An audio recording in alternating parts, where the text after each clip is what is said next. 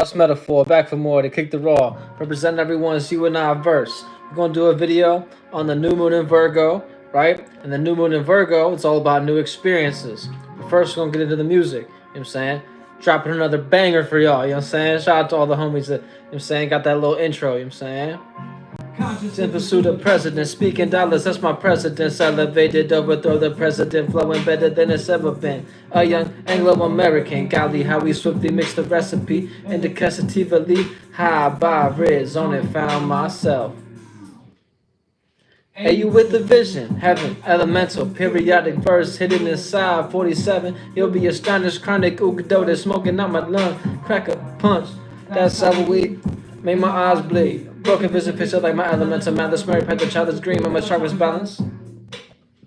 Lady, but I'm blessed. Truly wanna thank ya. Truly wanna thank ya to my creator. Remember Kati, love renaissance to the fullest. It's all love from up above. Switching lanes, gripping on the wheel again to the fifth dimension. Face a whole 7 in a sit-in.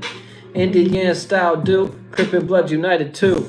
But don't pass, trunk the blunt, fool. Such a desert killing concerts. Inspired me to drop the bomb first. Indigo, the truly golden leaders.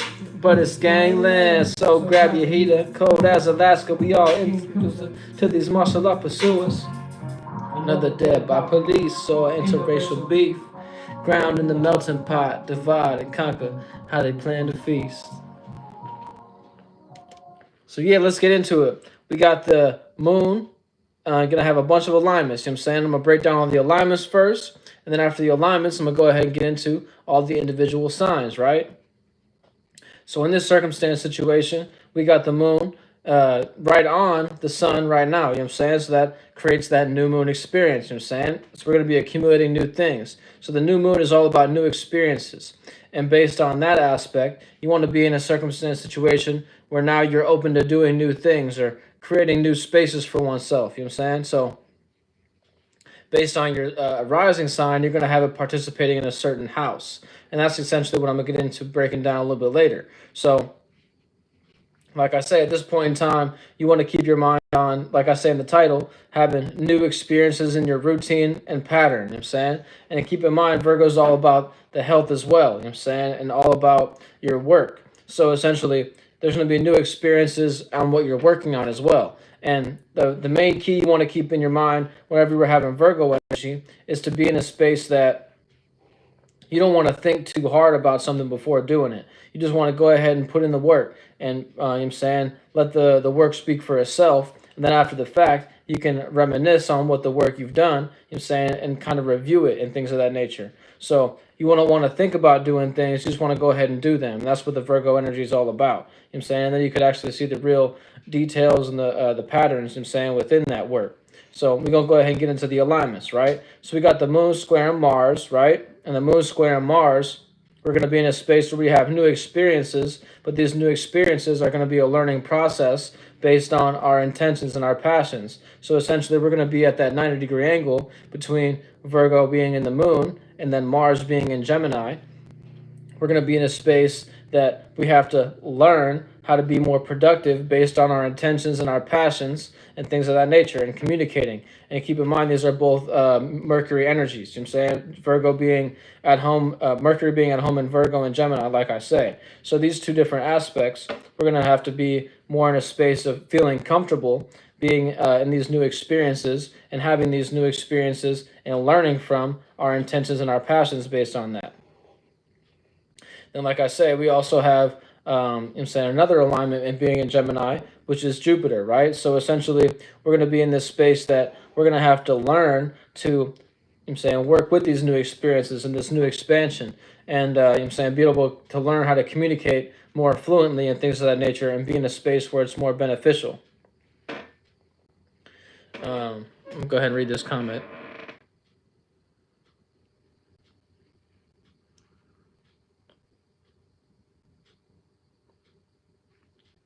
Yeah, you know what I'm saying? You kind of like off the topic, but we could get into that a little bit later. I might just come, you know what I'm saying, come back to that comment and, you know what I'm saying, speak on that here in a little bit later. But yeah, like I say, like moon squaring these Jupiter energy, these Gemini energies, we're going to be in a space we're going to have to learn to communicate properly. And then moving forward, we have the moon trining Uranus and Pluto, right? Based on them both being in earth energies. So essentially, we're going to have the gift, and the trine is all about the gift, you know what I'm saying? So we're going to have these gifts to have new experiences based on our individuality and grounding this individuality based on the moon being in Virgo, trining Uranus and Taurus, right? And like I say, in past videos, Uranus is all about this lightning-like change. And essentially, Uranus being in Taurus is grounding this lightning-like change. You know what I'm saying?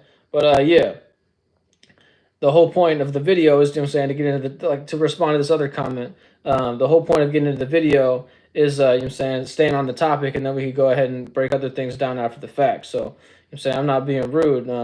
This individual that just mentioned that I'm being rude, hey, it is what it is. You know what I'm saying, you feel how you want to feel. But yeah, we also have Pluto in retrograde, right? So Pluto being in retrograde is moving back from Aquarius back to the Capricorn energy. So essentially, based on being at 29 degrees at this point in time, we're going to have the moon trining Pluto. So essentially, we're going to have these new experiences that we're going to be able to have the gift to have this deep and extreme change at this point in time. And you're saying Pluto also being rebirth, right? So essentially, we're going to have the gift to have rebirth as well. And then moving forward, we have the moon in conjuncting the North Node and Chiron, right? So the North Node being in Aries and Chiron is a 150-degree angle to the moon in Virgo. And the 150-degree angle is a misunderstanding. So essentially, we may misunderstand these certain details that we're having new experiences in based on us having, you know what I'm saying, this experience to be in our purpose, essentially. So like, you may have this new experience that kind of throws you off. Like I'm kind of misunderstanding my purpose at this point in time. Like, is this actually something I want to continue to accumulate and things of that nature? So essentially, make sure you stay on your path and your own individual path, and don't let anybody, you know what I'm saying, try to veer you off of that path and things of that nature. Then also Chiron being in this space is the wounded healer, and the wounded healer ends up being very wise based on the wounds it's accumulated. So essentially, Chiron being in Aries, being that wounded healer, is going to be in this space where you have these new experiences and these new details and these new routines and patterns, or even maybe your health may be affecting you at this point in time to a point where you're kind of like misunderstanding, like, is this actually beneficial towards I'm saying, experience being an individual. But yeah, moving forward, we have in the moon opposing Saturn and Neptune, and the moon being an opposition space to Saturn, Saturn being this building or structure, essentially, and restriction. So essentially, the moon being in this space, we're having new accumulations that kind of oppose our restriction and things of that nature. So if you actually want to continue to work on something and achieve your dream, that you want to be in a space where, okay, I may be having these people on the opposite end of what I'm trying to work on, and they may be not able to add on. They may be kind of like throwing stones at you and things of that nature, so to speak, in like an allegorical kind of way.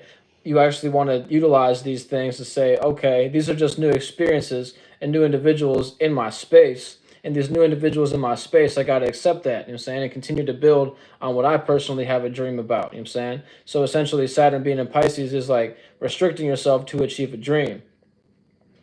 So essentially, you're going to have these new experiences, and these new experiences may put you in a space where you're on the opposite end of like what you want to build and things of that nature. So like maybe your health kind of puts you in a space where it's like, dag, I don't even feel like I can actually continue to build, or I just want to kind of go ahead and like let loose, so to speak. Like Saturn is like that delusional space to a point where it's like you might not have the money to party, but you feel comfortable like building on being a party animal and things of that nature, and not actually wanting to build for the future. So keep that in mind. And then moving forward, we also have the moon opposing Neptune, right? And Neptune is like this belief or dreams and illusions and nightmares. So essentially, you may have new experiences that kind of put you in this space of a false belief. And you know what I'm saying, the belief that you had before, you're kind of in this opposition space, and it's kind of making you think twice about things of that nature. So, like I say, you kind of want to keep on your path and be able to accept that you may be on the opposite end of things in certain circumstance situations, and you know what I'm saying, this belief that you have may make you feel uncomfortable. And essentially, to bring that all in, you know what I'm saying, and make it all make sense, we're going to have new experiences in our routine patterns and work. And right, based on the moon being conjunct the sun, it's essentially being in this space that you're taking action in the same way that you feel comfortable. So yeah, since I got that broken down, I'm saying I'm gonna go back to this question the individual asked. Uh, this dude named Mike, he said, "What impact could the development of autonomous, self-improving robots have on traditional human labor markets, and how might societies adapt to maintain economic stability and human fulfillment?" I mean, I would say essentially you want to be on the path that you can look towards the future and realize you're going to have to work with these things, work with AI instead of against it. So, like, you want to actually find things that it can actually benefit you in the future instead of being on the opposite end of that. So, like, I would recommend getting on the internet more and kind of spreading your message that way and utilizing that. So, like, you can be in a space that the AI is actually working with you instead of against you. Like, essentially, individuals that don't want to be on the internet and don't want to have any parts of it, you know what I'm saying, they kind of are on that opposite end of energy. So yeah, with that broken down, I'm pretty sure that's the only question that's actually relevant. Somebody asked, "What is the time?" Right now, it's 11 o'clock where I'm at, like 11 p.m. And thank you for the love. You know what I'm saying? Family. You know what I'm saying? I don't even know how to see. I don't know how to say your first part, but I'm gonna say G family. You know what I'm saying? Shout out to you. You know what I'm saying? I'm very grateful. Thank you for the compliment.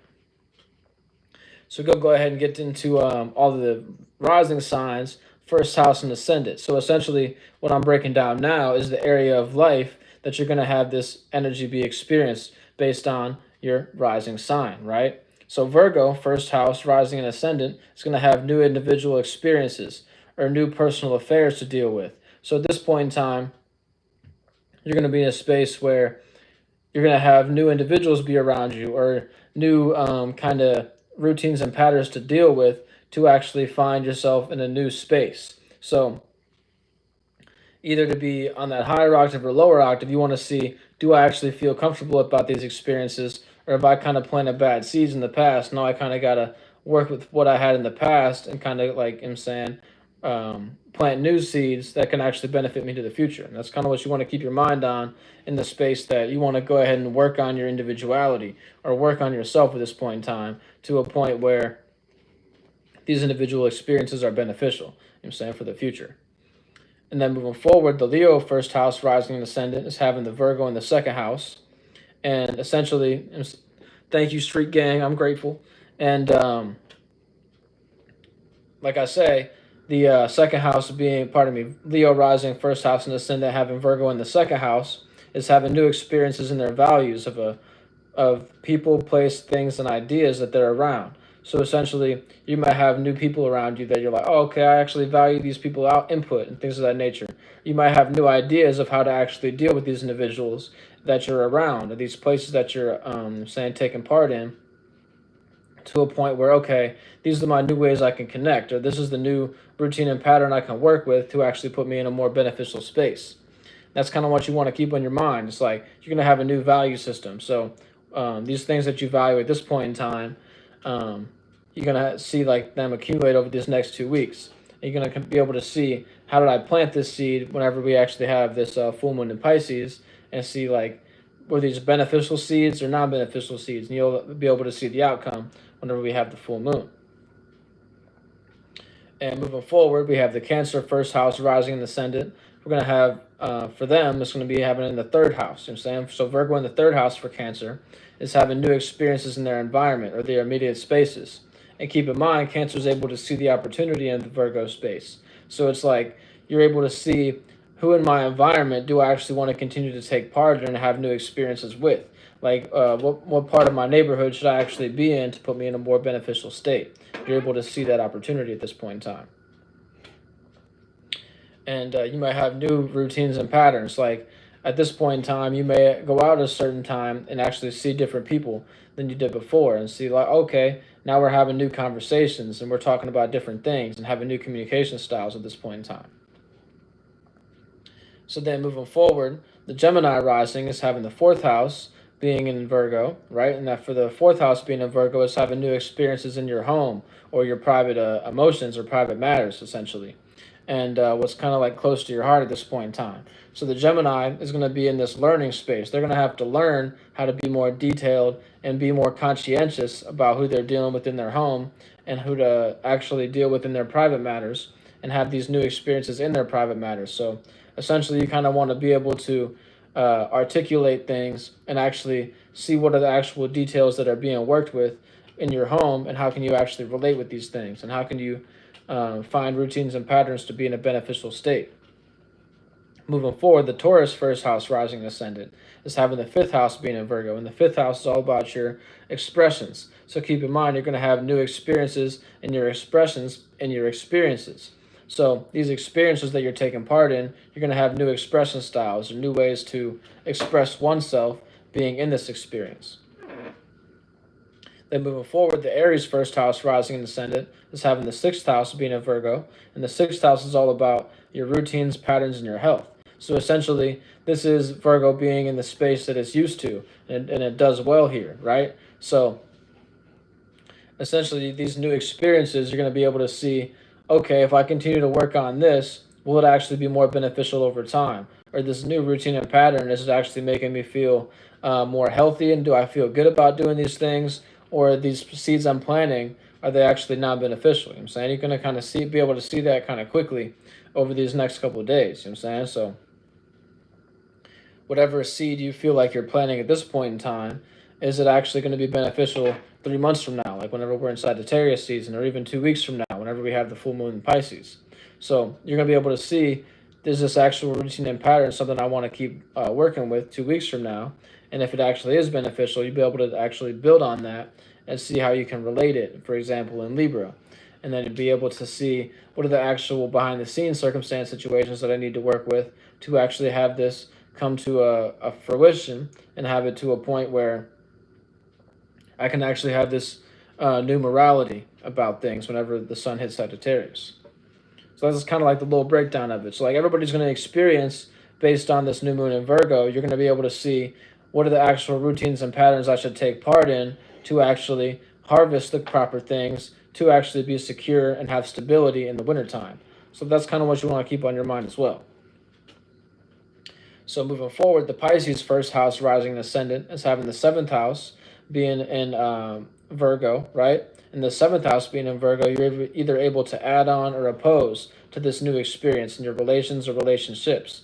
So essentially, your partner's going to be having new spaces that they're experiencing. You're going to be experiencing these new spaces with these people, or even like people that you generally talk to or want to find balance with at this point in time. You're going to have new experiences in these circumstance situations. And it's up to you to either add on or oppose to these circumstance situations, based on it being the 180-degree angle. And then moving forward, the Aquarius rising, first house and ascendant, is having the eighth house being in Virgo, and the eighth house is all about behind the scenes, secrets, and transformation. So essentially, you're going to be having new experiences behind the scenes and things that only you're really aware of, and things that like you're saying, okay, now how do I want to go about transforming oneself to be in a more beneficial space over this harvest period and things like that. So like you're going to be having new experiences about how you want to transform oneself to be in that space where it's like, I can actually harvest from this and can actually build stability on this throughout the next 3 months and things of that nature.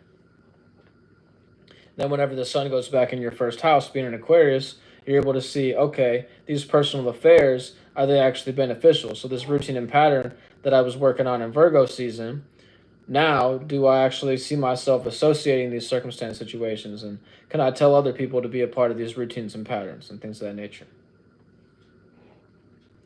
But yeah, I'm going to do a couple of shout outs real quick, you know what I'm saying, before I move forward. So shout out to Gustavo and I think it's Otel. And like I say, shout out to Blog Di Chani and shout out Nicole Parr. But yeah, so we're going to go ahead and get into the rest of this. Capricorn rising first house and ascendant is having the ninth house being in Virgo, and the ninth house is morality, experiences, and essentially like what you're working with based on your travel and things of that nature. So you might want to have new experiences in your travel, or might have a new morality system at this point in time and a new way of looking things, so like a fresh kind of outlook based on these routines and patterns that you're working with. And at this point in time, you might be in a space where it's like, okay, all this money that I've accumulated, do I want to travel to a new space to begin harvesting from there? Things of that nature. So keep that in mind. And the Sagittarius first house, and keep in mind the Capricorn is a trine, so they're having the gift to then experience these new experiences, I'm saying, in their, like I say, their morality or their experience in general. Experience their new experiences in their experience. It makes sense if you know astrology, but to like break it down more thoroughly, it's like you have the gift now to see what are these actual details I want to take part in, or like what is something I've always wanted to do, and where is some place that I've always wanted to be, and what is a routine and pattern I could actually see myself working with based on this space. So then moving forward, the Sagittarius first house rising and ascendant is having the 10th house being in Virgo, and the 10th house is all about your status, your blueprint, and your career. So essentially, Sagittarius is having new experiences that they're going to have to learn from in these details of their status. So essentially, the Sagittarius wants to learn how to be more detailed and be more meticulous whenever it comes to their status and what they're known for at this point in time. And you're going to have to learn how to be more career-based instead of just being willy-nilly and just being that Sagittarius that just likes to be free. You kind of want to be able to be more locked down and be in a routine and pattern that can actually benefit your status. Scorpio first house rising and ascendant is having the 11th house being in Virgo, and the 11th house is all about your association, your public persona, and what you're known for in the group and things of that nature. So essentially, you're going to have new experiences in your associations or new groups to be a part of at this point in time. And you're also able to see the opportunity alike to the Cancer. So you're in this space that you're able to see what is the actual group that I want to be a part of and have these new experiences with, or what is this public persona that I want to be known for at this point in time, and what is, how do I want to experience this new experience based on my association. Last but not least, Libra first house rising and ascendant is having the 12th house being in Virgo. The 12th house is all about dreams, illusions, and nightmares. Keep in mind, it's also belief, right? So you might be in this space where you're having new experiences in your faith, dreams, delusions, or even maybe having these false beliefs at this point in time. So you're able to see like, okay, these new experiences are kind of showing me maybe I was in a space that was a little bit delusional, and now you're able to see like, what is this other comfortability space that I can take part in, and what is this space that I want to have faith in? You know what I'm saying? So Libra always wants to create balance. So I would say for the Libra, don't like kind of lose hope and kind of stay on the path to the point where it's like you want to continue to believe in yourself and things of that nature. And whenever things go into your first house, you're going to be able to see, okay, since I stayed on this path and stayed true to oneself and had integrity, then you're able to see, okay, what are these people that are actually reciprocating and creating balance with oneself whenever the sun enters Libra. And then you're also able to see whenever the full moon occurs in Pisces, you're able to see like, are these dreams, illusions, and nightmares something I can continue to work on? And is it actually a routine and pattern that I could actually take part in and be satisfied with? So yeah, that's pretty much the whole new moon breakdown, you know what I'm saying, for the new moon in Virgo. So yeah, much love and holla back. And thank you all for hitting the like and the share and commenting. You know what I'm saying? I'm very grateful. And you know what I'm saying? Peace and love if you believe in all that. You know what I'm saying? Shout out to all y'all.